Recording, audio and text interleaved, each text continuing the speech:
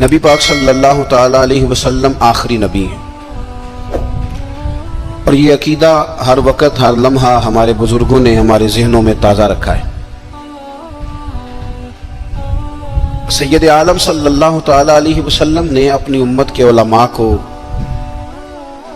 بنی اسرائیل کے نبیوں سے تشبیہ دی تھی، فرمایا کہ جس طرح وہ خدمت کرتے تھے اللہ یہ کام اب میری امت کے علماء سے لے گا۔ ان 14 صدیوں میں اس امت پر بڑی بڑی آزمائش آئی ہے، تاریخ نے بڑے عجیب و غریب روپ بھی دھارے ہیں، لیکن اللہ کا یہ فضل اس امت کے شامل حال رہا کہ ہر دور میں اللہ تعالیٰ نے اس امت میں زبردست عالم پیدا کیے، بہترین صوفیاء آئے، دین کی صحیح اور خالص ترجمانی کرنے والے لوگ اس امت میں ہمیشہ موجود رہے۔ کیوں؟ وہ اس لیے کہ حکمت الہی کا یہ تقاضا تھا کہ چونکہ اب نبی تو آنا نہیں، تو ایسے بہترین لوگ، صاف ستھرے لوگ، کنتم خیر امت، ان کی بہترین تصویر، جن کا عمل، قول، فعل، اخلاص اتنا صاف تھا، اتنا ستھرا تھا کہ امت کا اجماع ہو گیا کہ یہ لوگ اللہ کے نیک بندے۔ تسلسل کے ساتھ وہ لوگ موجود رہے اور ہر دور میں رہے۔ میں جو کہہ رہا ہوں اس پر آپ زیادہ توجہ کریں گے تو بات جلدی سمجھ میں آئے گی۔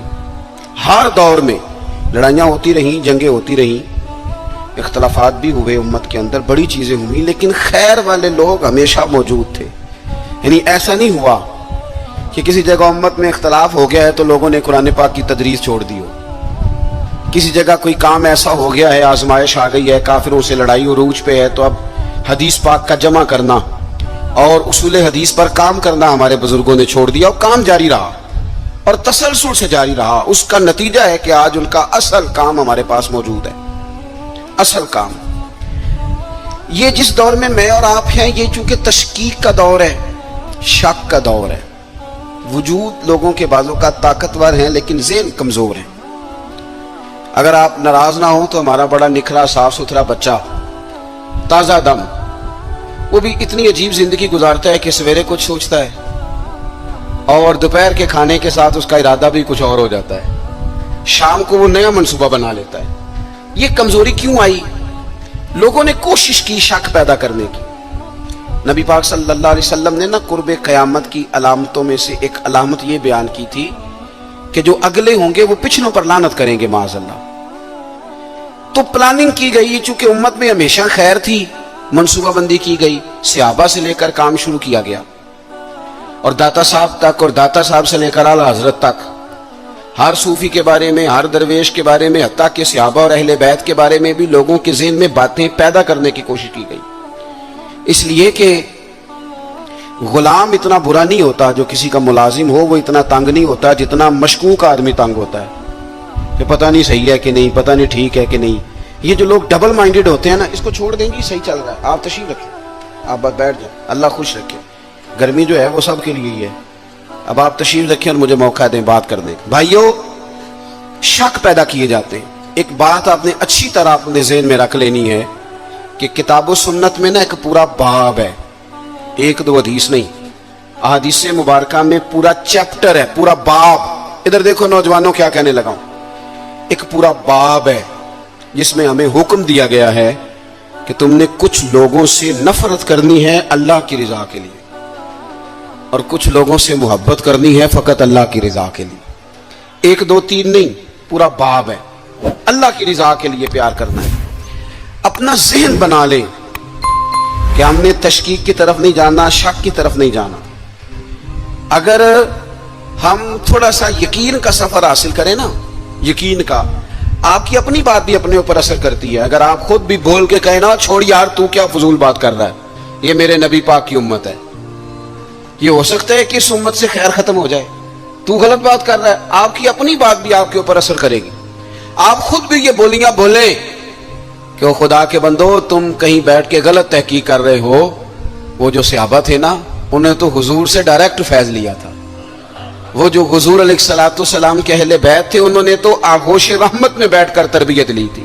آپ کہیں کہ اولیاء اللہ کتاب و سنت کے امین تھے، وہ کیسے بددیانتی کریں گے؟ وہ تو امین تھے، دیانتداری کے ساتھ گھر بار چھوڑ کے تبلیغ کے لیے نکلے تھے۔ آپ رونے والی کو بات سنانے لگے نا کسی کو دکھ والی, تو آپ پہلے خود رو پڑتے ہیں, اور آپ کے ذہن میں بیٹھ جائے نا میں ہنسنے والی بات کرنے لگا ہوں, تو بات سنانے سے پہلے بندہ خود ہنس پڑتا ہے. اس کا مطلب ہے دوسرے کی تقریری اثر نہیں کرتی, اپنی بات بھی اپنے اوپر اثر کرتی. اس لیے خیر کے جملے کے سوا کبھی کوئی زبان سے بات نہ نکالے, ورنہ خود آپ مشکوک ہو جائیں. اللہ کی رضا کے لیے پیار کریں. حدیث پاک سنیں, الترغیب والترہیب میں, دیگر بہت سی کتب میں موجود ہے.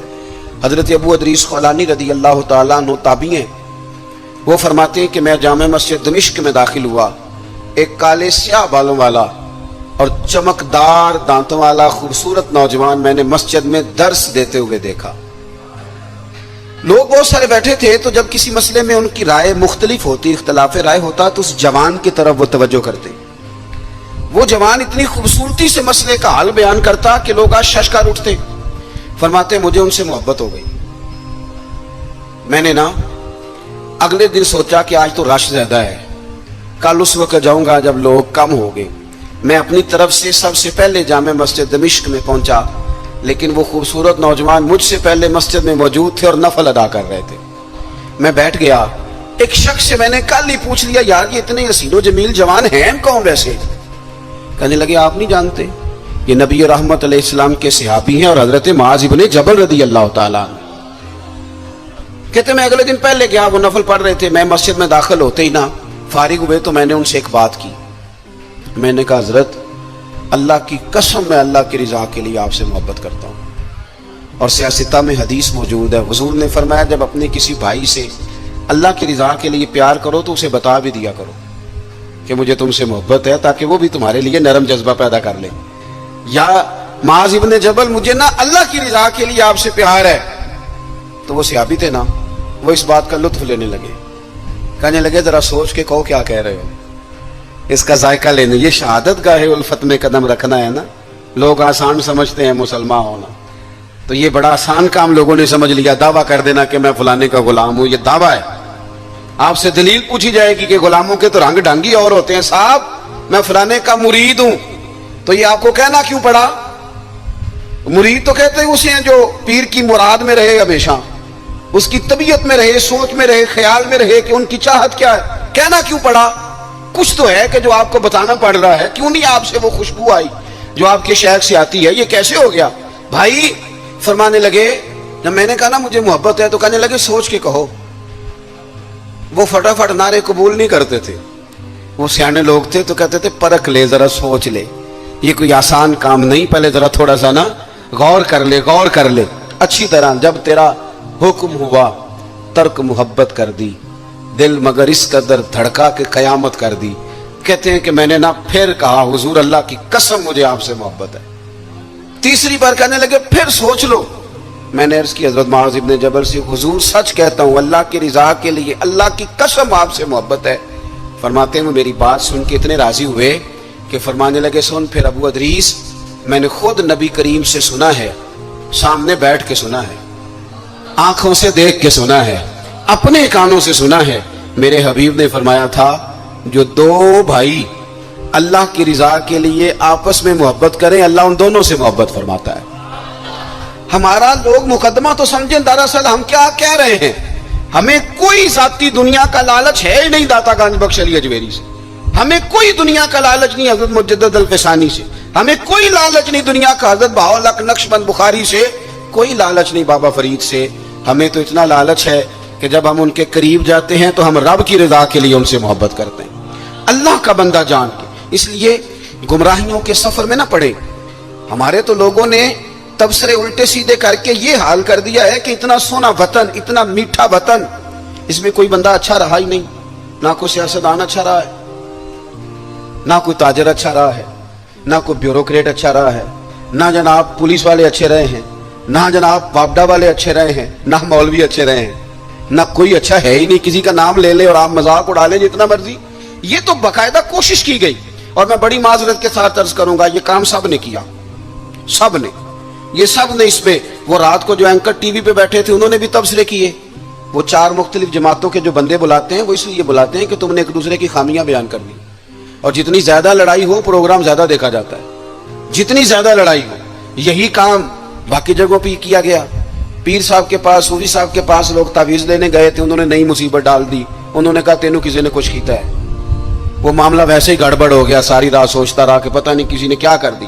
مذہبی سٹیج پہ لوگ آئے تھے, یہاں ان کا خیال تھا کہ شاید ہمارے لیے کوئی بڑی خیر کی بات ہوگی. نا یہاں بھی کچھ ایسے لوگ آ گئے جنہوں نے بازو اوپر کر کے کہا کہ آج میں دسنا ہے اہل بیت دی شان کی ہے. او میاں تو کی دسنی ہے؟ اہل بیت دی شان تو اللہ نے قرآن میں بتا دی, حضور نے حدیث میں بتا دی. آپ کیا انوکھی بات بیان کریں گے؟ میں نے آج بتانا ہے بازو چڑھا کے کہ صحابہ کی عظمت کیا ہے. آپ کیا بیان کریں گے؟ آپ نقل کریں جو قرآن و سنت سے پڑھا ہے, اس کا ابلاغ کریں اور آپ جائیں. آپ انتشار کا کوئی کام نہ کریں. میں اور آپ جتنے مثبت رہیں گے, آپ کو بتاؤں, اگر ہمارے ذہن مثبت ہوتے نا تو دنیا میں بڑے بڑی اچھی خیر ہمیں نظر آتی. بڑے بڑے سونے لوگ ملتے, بڑے بڑے نفیس لوگ ملتے, بڑے بڑے درویش ملتے. مجھے تو بڑے ملے ہیں زندگی میں, بڑے بڑے خیر والے لوگ. لیکن چونکہ یہاں مائنڈ سیٹ ہو گیا ہے کہ دنیا ساری خراب ہو گئی, اس لیے کوئی بندہ اچھا نہیں. اللہ کے نیک بندوں سے سب سے پہلے تو اللہ کی رضا کے لیے پیار کریں. آپ ان سے کہ میاں تو جو کہہ رہا ہے نا تو اپنے پاس رکھ. میں نے تو حدیث میں پورا باب پڑھا ہے کہ اللہ کے بندوں سے پیار کرنا ہے رب کی رضا کے لیے. اس کو ذہن میں اچھی طرح سنبھالیں. اور آپ کو تاریخ میں ایسے حسین لوگ ملیں گے جو سفر کرتے تھے رب کے بندے سے ملنے کے لیے. اب تو لوگ سفر نہیں کرتے, اب تو زیادہ تر یہی کہتے ہیں ساڑھے گھر آ کے زیارت کرا دو. ہاں, اور جناب السلام علیکم پیر صاحب جی. وعلیکم السلام. بڑی چاہت ہے جی, آپ سے بڑا پیار ہے. اچھا جی, تو کہتے ٹائم دے دیں. تو بھئی یہ کس قسم کی چاہت ہے؟ آپ کو چاہت ہے تو آپ چل کے آئیں, آ کر کے ملاقات کریں. اور یہ چاہت مکمل بھی تب ہوتی ہے جب بات مان لی جائے. اگر پیر صاحب کہیں ٹائم کوئی نہیں تو چاہت ختم, چھٹی. وہ چاہت بھی اتنی ہے صرف کہ جب تک بات مان لی جائے, یعنی فرما برداری میں بندہ رہ گیا تو چاہت پوری, اور اگر کہیں فرما برداری سے نکل گیا تو چاہت خراب. حضرت حرم بن حیان, یہ داتا صاحب نے لکھا ہے. چلیں اتفاق سے داتا صاحب کی بات بھی آ گئی. داتا صاحب کہتے ہیں حضرت حرم بن حیان تابعی ہیں. فرماتے ہیں جب مجھے پتہ چلا نا کہ نبی کریم علیہ السلام نے حضرت اویس کرنے کی تعریف فرمائی ہے اور کہا ہے کہ وہ میری امت کے لیے دعا کرے, تو کہتے ہیں میں حضرت اویس کرنی کو ڈھونڈنے نکلا. مسجد ڈھونڈنے نہیں, کتاب ڈھونڈنے نہیں, رب کا بندہ ڈھونڈنے. میں تیری تلاش میں پھرا جنگل پہاڑ اور دشت میں. کہتے ہیں میں مکے مدینے جہاں جہاں مجھے خبر ملتی میں گیا. جہاں جاتا لوگ کہتے یار وہ تو بڑا دیوانہ آدمی ہے. یہ داتا صاحب نے لفظ لکھے ہیں. داتا صاحب کہتے ہیں حضرت اویس کرنی کا حال یہ تھا کہ جب لوگ ہنستے تھے تو وہ روتے تھے, اور جب لوگ روتے تھے تو وہ ہنستے تھے. اسی کسے دے کچھ نہیں جے لگتے تے نہ کوئی ساڈا دردی. کوئی ضروری ہے کہ جس طرح دنیا چلائے ویسے چلنا ہے؟ آپ کا کوئی نظریہ ہو, آپ اپنے نظریے میں مست ہو کے زندگی گزاریں. فرماتے ہیں میں ڈھونڈتے ڈھونڈتے پہنچ گیا عراق. نہر فرات کے کنارے وضو کر رہے تھے اور میں نے وضو کرتے انہیں پا لیا. وہ فارغ ہوئے تو میں نے کہا السلام علیکم. پہلی ملاقات تھی. داتا صاحب کہتے ہیں حضرت اویس کرنی نے پلٹ کے دیکھا تو کہنے لگے وعلیکم السلام یا حرم بن حیان. کہتے ہیں میں نے کہا حضور آپ مجھے کیسے جانتے ہیں؟ تو کہنے لگے میں تجھے تو نہیں جانتا پر میری روح تیری روح کی جاننے والی ہے. یہ واقفیت ہے, دل کا ایک دوسرے کے ساتھ ربط ہے. فرماتے ہیں میں ان سے ملا, میں نے ان سے کہا کو نصیحت کر دیں. تو کہنے لگے پہلی نصیحت تو یہ ہے کہ آج کے بعد مجھے ملنے نہ آنا, اور دوسری نصیحت یہ ہے کہ جو رب نے تجھے دیا ہے نا اس پہ راضی ہو جا.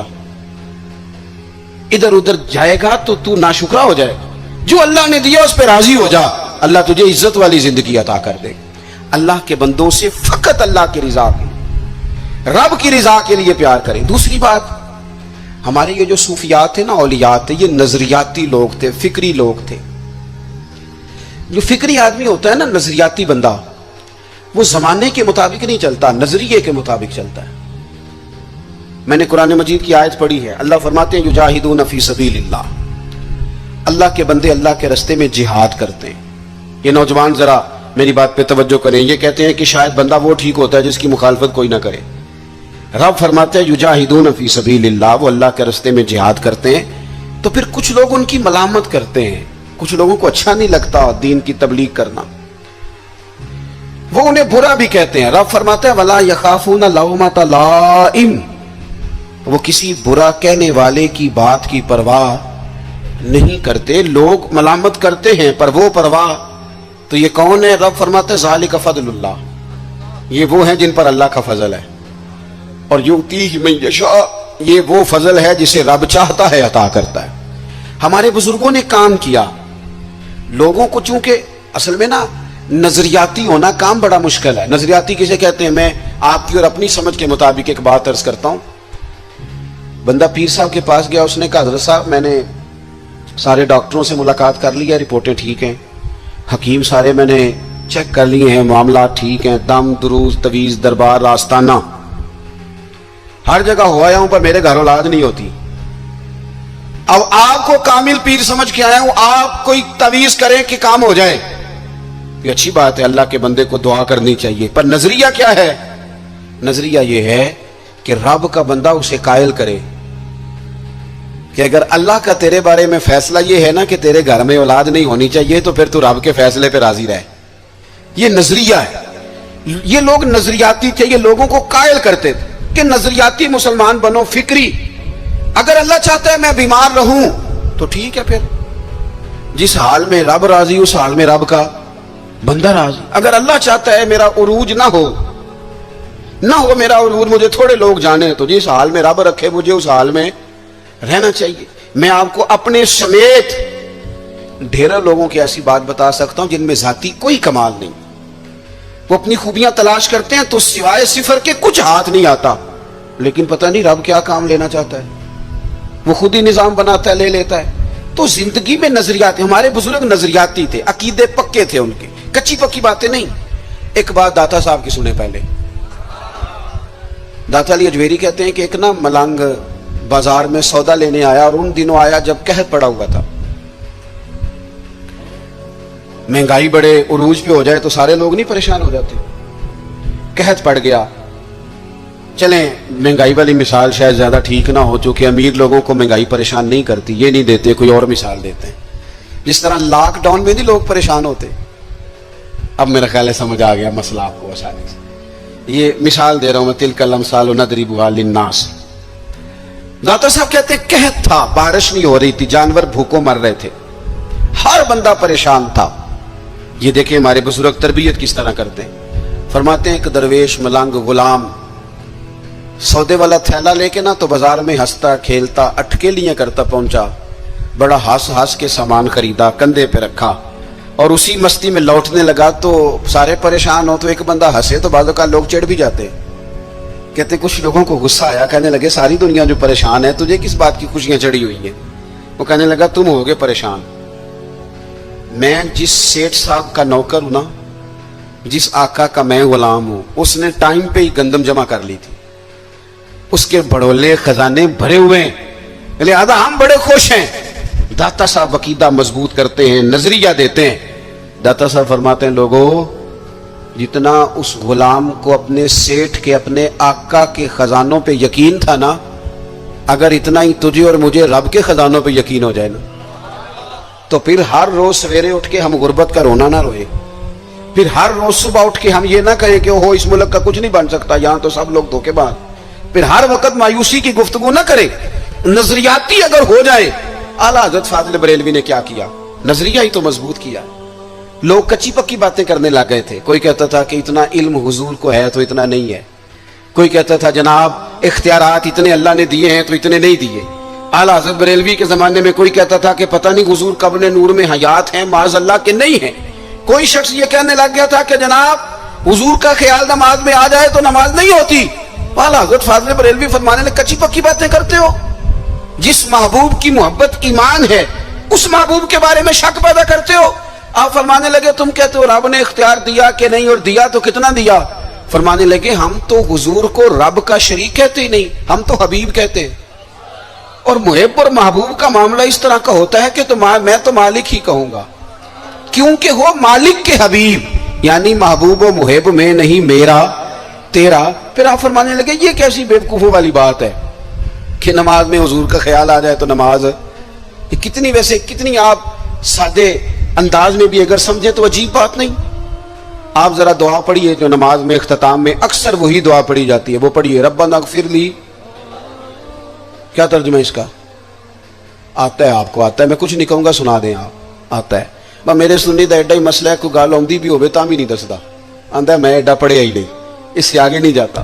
ربنا اغفر لی کیا ترجمہ ہے؟ یا اللہ مجھے معاف فرما اور میرے، تو آپ کو تو نماز میں ابا جی کا بھی خیال آ رہا ہے، ٹوٹ گئی رہ گئی، اماں کا بھی خیال آ رہا ہے، ٹوٹ گئی کہ رہ گئی۔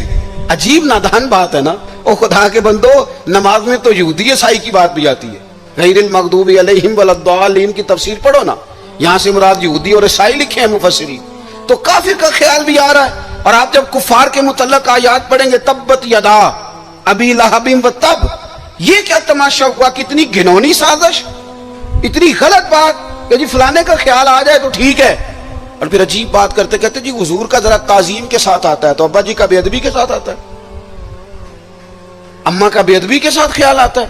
اعلیٰ حضرت فاضل بریلوی فرماتے ہیں تمہیں غلط فہمی ہو گئی ہے، تم تو نماز میں درود نہ پڑھو تو نماز نہیں ہوتی۔ او خدا کے بندو، اللہم صلی علی محمد وعلی آل محمد، تم کہتے ہو حضور کا خیال آ جائے تو نماز نہیں ہوتی، ہمارا خیال ہے کہ خیال نہ آئے تو نماز نہیں ہوتی، خیال نہ آئے تو نماز نہیں ہوتی۔ اس لیے انہوں نے پکے عقیدے، کچی پکی بات نہیں، حضور قبر نور میں حیات ہیں کہ نہیں۔ میں آپ کو ایک بات بتاؤں،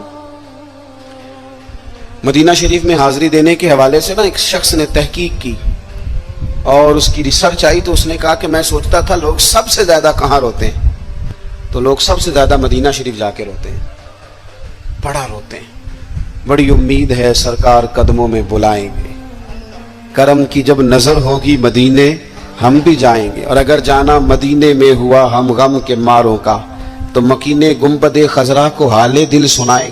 وہاں جا کے لوگ روتے ہیں، تڑپتے ہیں۔ اب آپ شک پیدا کر دیں کہ پتہ نہیں حضور حیات ہیں معاذ اللہ کہ نہیں، تو اعلیٰ حضرت نے 2 قسمیں اٹھا کے کہا تو زندہ ہے واللہ، تو زندہ ہے واللہ، بس میری چشم عالم سے چھپ جانے والے تو زندہ ہے معبود، اور اس پر دلائل دیے۔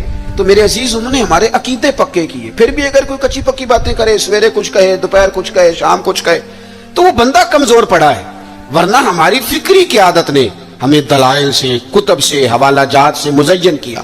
تیسری بات، اعلیٰ حضرت بریلوی کہتے ہیں علم کا شوق پیدا کرو۔ اعلیٰ حضرت خود مرید ہیں ایک سلسلے میں، اور مرید اس طرح کے کہ غلامی والے مرید ہیں۔ آج کل زیادہ تر لوگ مرید نہیں ہوتے، ناراض نہ ہونا، اگر کوئی پڑھا لکھا بندہ ہو تو وہ ویسے بھی مرید نہیں ہوتا، وہ اگر ہو کبھی تو خلیفہ ہی ہوتا ہے ڈائریکٹ، مرید نہیں ہوتا، مزاج نہیں، مرید ہونے کا مزاج نہیں، یہ طبیعت نہیں۔ آج کل لوگ شاگرد بھی نہیں ہوتے، ناراض ہو گئے آپ لوگ، ہو جائیں کوئی مسئلہ نہیں، میں نے تو ابھی چلے جانا ہے، ہو جائیں بے شک۔ آج کل لوگ شاگرد بھی اس طرح لگتا ہے کہ جس طرح کوئی امدادی کتاب نہیں ہوتی، اس طرح استاد سے کوئی تھوڑا سا نا گائیڈ لائن لیتے ہیں، ورنہ وہ شاگرد ہونے کو تیار نہیں ہے۔ میں صحیح بتاتا ہوں، آپ بہت سارے شاگردوں کو میری ملاقات ہوتی ہے اور بعد میں وہ کہتے ہیں نا میں استاد جی کو بیٹھا سا، تو میں چونکہ دیہاتی آدمی ہوں، میرا 2 ڈنڈے لگانے کو بھی دل کرتا ہے، تجھے پتہ ہی نہیں استاد جی کے پاس کیسے آیا جایا کرتا ہے، تجھے خبر ہی کوئی نہیں۔ میں تجھے بتاؤں بریلی کے امام کیا بتاتے ہیں۔ حضرت عبداللہ ابن عباس کو نبی پاک صلی اللہ علیہ وسلم نے دعا دی تھی کہ اللہ تجھے فقاہت دے، دین کی سمجھ دے۔ حضور کی دعا سے بھی اللہ دے دیتا۔ حضور تو حضرت ابو ہریرہ کو خالی بظاہر خالی چلو بھر کے ڈال دے تو اللہ تعالیٰ اس سے قوت حافظہ دے دیتا ہے، تو یہاں تو دعا دی تھی، لیکن ان کا ذوق علمی کیا بنا، یہ اعلیٰ حضرت ملفوظات دیکھیے گا۔ وہ نا خاندان رسول کے چشم و چراغ ہو کے، حضور کے چچا زاد ہو کے، استاد کے دروازے پر جب پڑھنے جاتے تھے نا تو جا کے دروازے پہ دستک نہیں دیتے تھے، کہتے میں اپنے استاد کے دروازے پر کبھی حضرت ابی بن کعب کے پاس جاتا رضی اللہ تعالیٰ عنہ، کبھی حضرت زید بن ثابت کے پاس جاتا، میں جا کے باہر دروازے پہ بیٹھ جاتا، دستک نہیں دیتا تھا، ٹیلی فون نہیں کرتا تھا کہ پیر صاحب میں پہنچ گیا جی، ہار لے کے باہر آ جاؤ، باقاعدہ مرید صاحب آ گئے، جلدی کر لیں استاد جی میں کب سے باہر کھڑا ہوں، یہ انداز نہیں۔ فرماتے ہیں کہ میں دروازے پہ بیٹھ جاتا اور کبھی کبھی بیٹھے بیٹھے تھک جاتا، دستک نہیں دینی، وہ خود آئیں گے تو دستک نہیں دینا۔ کہتے ہیں کبھی یوں بھی ہوتا کہ حضرت ابی بن کعب رضی اللہ تعالیٰ عنہ کا مکان کا دروازہ چونکہ صحرا میں کھلتا تھا تو ٹھنڈی ہوائیں مدینہ چومنے آتی تو ریت کے مقدس ذرے اڑ کے میرے بالوں میں بھی پڑ جاتے، لیکن میں دستک نہیں دیتا تھا۔ استاذ مردی سے باہر آتے تھے اور جب وہ آ جاتے تو پھر میں جھولی پھیلا کے کہتا میں آپ سے رسول پاک کی حدیثیں سننے آیا۔ اعلیٰ حضرت فرماتے ایک دن گھوڑے پہ بیٹھ کے حضرت زید بن ثابت آ رہے تھے تو ضرورت کوئی نہیں تھی کیونکہ انہوں نے لگام تھامی ہے، گھوڑا چل رہا ہے، لیکن یہ بتانے کے لیے کہ میں شاگرد ہوں، یہ بتانے۔ میں کبھی اتنا مصروف نہیں تھا زندگی میں جب آج کل اتنا مصروف ہوا ہوں۔ कल मैंने जोहर के बाद इस्लामाबाद से कोई 1 घंटा ऊपर पहाड़ियों पे था मैं, और आज मैं जोहर के बाद आपके पास हूँ। अभी मुझे गोजरा जाना है और फिर रात को वहां से वापस लौटना है, और कल जोहर के बाद मुझे खानेवाल पहुंचना है। कई दफा एक पैर उठाता हूं तो उठाया नहीं जाता, गाड़ी में बैठे बैठे हद हो जाती है। और इसके बावजूद लोग रोजाना 25-30 लोग हमसे नाराज होते हैं कि उन बड़े हो गए, वो टाइम ही नहीं देंगे। इसके बावजूद ये हाल, कभी कभी कुछ चीजें मजा देती हैं। मैंने एक वादा किया हुआ था, लाहौर में किसी से मैंने जाना था, तो मेरे उस्ताद साहब का फोन आ गया। फरमान लगे कितने में, ओ शागिर्दो तरस जाओगे नवाजों को, ये 2-4 जो रह गई हैं उनकी कदर करो। कितने में भाई? मैं उसकी थी हुजूर मैं कहा रहा हूं। फरमान लगे परसों पिंडी जाना ही। तो मैंने चूंकि लाहौर वादा किया हुआ था, मैं क्यों हुजूर मैं जरा उते की काम में परसों पिंडी की मसरूफियत है, तो मेरे उस्ताद हैं और ये बात उन्होंने की तो मेरा कद बड़ा हुआ। फरमान लगे तेनू वजाहत देना मैं जरूरी नहीं समझता, तू परसों सवेरे 9 बजे तैयार होके सड़क ते आवी जाना है। बड़े लोग दावत देते हैं, बड़े लोग पैगाम देते हैं, बड़ा प्यार करते हैं, आप यकीन करें मजा आ गया बात का। मुझे जो बंदा पूछे पिंडी खैर है, मैं कहा मैनू आप नहीं पता। घर वाले पूछते पिंडी खैर है, मैं कहा मजा बड़ा आना है जाने दा, पता कोई नहीं की काम में। उन्होंने कहा परसों कभी मजा भी तो लो ना, कभी जायका भी तो लो ना। हमारे एक बुजुर्ग हैं, उनकी उम्र 65-70 साल है, उनकी वालदा इंतकाल कर गई। मेरे पास जुम्मा पढ़ते हैं तो मैं उनके घर ताज़ियत के लिए गया तो उनके बच्चे कहने लगे कि हमारी दादी की उम्र 100 साल से ज्यादा थी पर अब्बा चौप ही नहीं करते, हर वक्त रोते हैं, इनको कहें कि हौसला करें। तो मैंने उनसे कहा कि भाई आप बच्चे क्या तो ठीक ही रहे हैं कि आप खुद 65-70 साल के हैं और आपके बच्चे बड़े हैं और शादीशुदा हैं, तो आप। उन्होंने बड़ी शानदार बात की, कहने लगे पीर साहब अम्मा जदों दी गई है मैं वडेरा हो गया, मेरे बाल चिट्टे ने, मेरे 2 पोते ने, 3 नवासे ने, लेकिन जदों मैं घर आउंदा सा ते अम्मा कहती सी मुंडिया आ गया है, रोटी लाओ ना मुंडे लई। फरमाते यूं लगता था नहीं बाल सफेद हुए हैं पर मैं हूं अभी जवान। जब तक आपका को बड़ा रहता है आप ताकतवर रहते हैं। खुद ब खुद अपने आप को बड़ा करने की कोशिश ना करें, किसी को बड़ा माने, ताकतवर रहेंगे, जान रहेगी, आपकी पुश्त पे कोई खड़ा रहेगा। और अगर निकल जाओगे छतड़ी से तो तलबाए किराम याद रखना कमजोर पड़ जाओगे। अगर पुश्त पे कोई होता है तो बंदा ताकतवर होता है। जरूरत नहीं थी हजरत ज़ैद बिन साबित रज़ी अल्लाह तआला अन्हु के घोड़े की लगाम थामने की, पर आला हजरत फरमाते हैं कि आगे दौड़ के, हजरत अब्दुल्ला इब्ने अब्बास ने देखा ना मेरे उस्ताद आगे, दौड़ के जाके घोड़े की लगाम पकड़ी। तो हजरत ज़ैद बिन साबित कहने लगे हो मेरे नबी करीम अलैहिस्सलाम के चचा के बेटे ये आप क्या कर रहे हैं? तो कहने लगे हमें बताया गया है, लफ्ज देखना मलफूजात शरीफ में आला हजरत ने लिखे, हमें बताया गया है कि उलमा का एहतराम करना। जब उन्होंने ये कहा तो हजरत ज़ैद बिन साबित घोड़े से नीचे उतर आए और नीचे उतर के हजरत अब्दुल्ला इब्ने अब्बास उनके शागिर्द थे, उनके हाथ चूम लिए। उन्होंने कहा जनाब आप ये क्या कर रहे हैं? फरमाने लगे हमें भी बताया गया है कि खानदान रसूल का एहतराम करना है, हमें भी ये सबक दिया गया।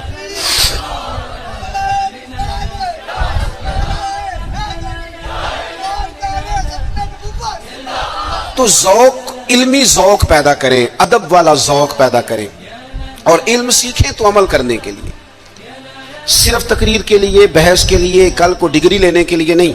आप इल्म इसलिए सीखें, जब ना इल्म खाली तकरीर बन जाता है ना और इल्म खाली तदरीस बन जाता है, फिर वो इस तरह का भी बाज़ औक़ात मामला बनता है कि आरिफ रूमी कहते हैं कि अगर तू सिर्फ लफ्ज़ तुझे याद है और तू अमल नहीं ना करता तो ये लफ्ज़ तो तोते को भी रटा दिया जाएगा तो वो भी रट लेगा, तेरा और उसका क्या फर्क होगा?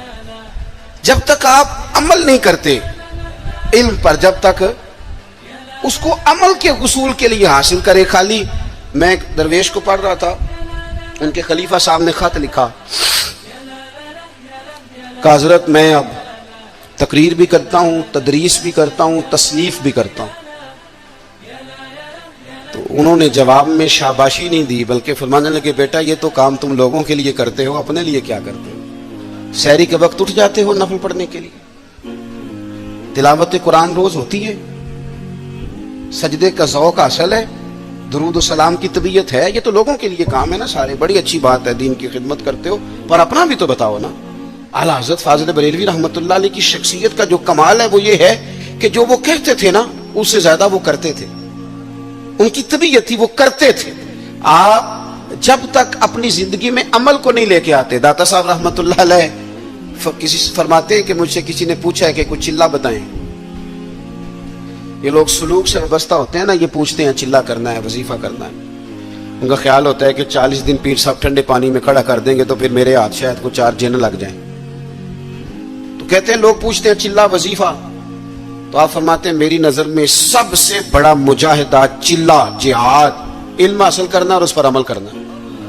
اس سے بڑا چلہ کوئی نہیں. یہ چلہ لگائیں, آپ کریں, عمل والی زندگی گزاریں, بد عملی والی جتنا سیکھیں اس پر عمل کریں. ہمارے ہاں ہم محافل میں جاتے ہیں تو لوگ کہتے ہیں جی آپ 30 منٹ تقریر کرتے ہیں, آج گھنٹہ سننی ہے. تو میں کہتا ہوں پچھلی 30 منٹ والی پہ عمل ہو گیا ہے, اور ہو گیا تو چلو اور کر لیتے ہیں. باقی یہ ہے کہ یہ تو آپ کو عمل کے لیے دین سیکھنا تھا.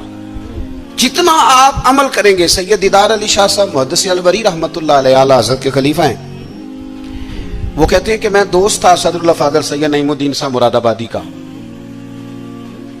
میں چونکہ دوست تھا تو سید صاحب اعلیٰ حضرت کی بڑے عقیدت مند تھے, تو اکثر وہ کہتے ہیں میں نے بریلی شریف جانا ہے.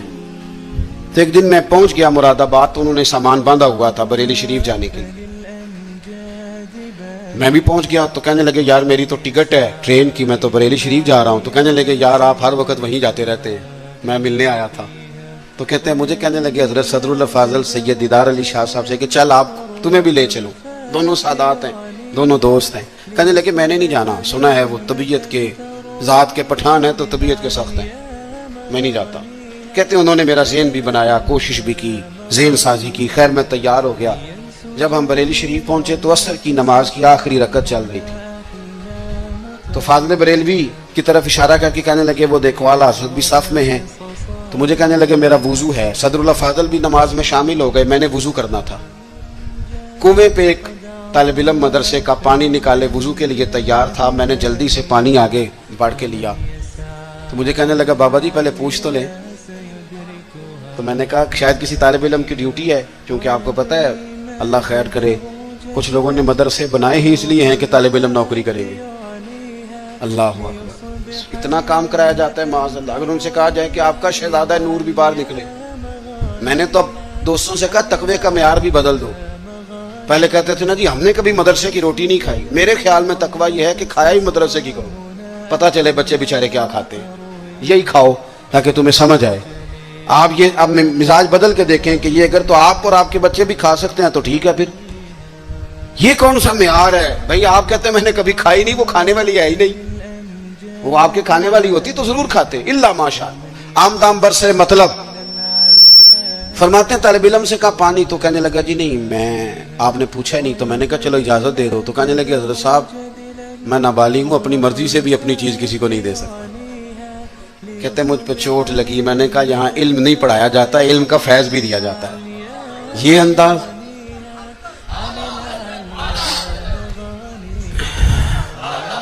سنیں گے جی آپ. کہتے ہیں میں وضو کیا جب تک نماز مکمل ہو گئی. چونکہ حضرت صدر اللہ فاضل تو ابھی نماز میں تھے, 3 رکعتیں پڑھنی تھی. تو اعلیٰ حضرت بریلوی مسجد کی سیڑھیاں اتر رہے تھے تو میں چڑھ رہا تھا. اعلیٰ حضرت کو اللہ نے کوئی کمال دیا تھا کہ وہ چہرہ دیکھ کے بتا دیتے تھے کہ بندہ سید ہے. چہرہ دیکھ اللہ نے انہیں یہ انشراح صدر عطا فرمایا.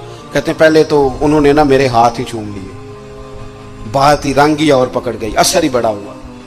تو میں نے پوچھا طبیعت کیسی ہے؟ تو کہنے لگے مولانا طبیعت کا کیا بتاؤں, ذات کا پٹھان ہوں, طبیعت ذرا سختی ہے.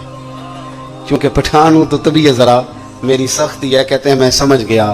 بس پھر حضرت صدر اللہ فاضل اگلی صبح کہنے لگے چلیں. میں نے کہا آپ نے جانا ہے تو جائیں.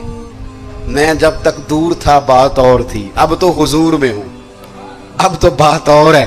تو میرے بھائی علم کا فیضان ہو, اس پر عمل ہو. آخری بات جو آپ کی خدمت میں عرض کرنی ہے بڑے درد کے ساتھ, وہ یہ ہے کہ ہمارے جتنے بزرگ تھے نا, صوفیاء تھے, اللہ والے تھے, ان کے دلوں میں نا دوسروں کے لیے بڑا درد رہتا تھا. ہماری طبیعتوں میں نا خود غرضی پورے عروج پہ آئی ہے. دوسروں کے بارے میں ان کی طبیعتیں جتنے بھی کام کرتے تھے امت کی ملت کی خیر خواہی کے لیے کرتے تھے.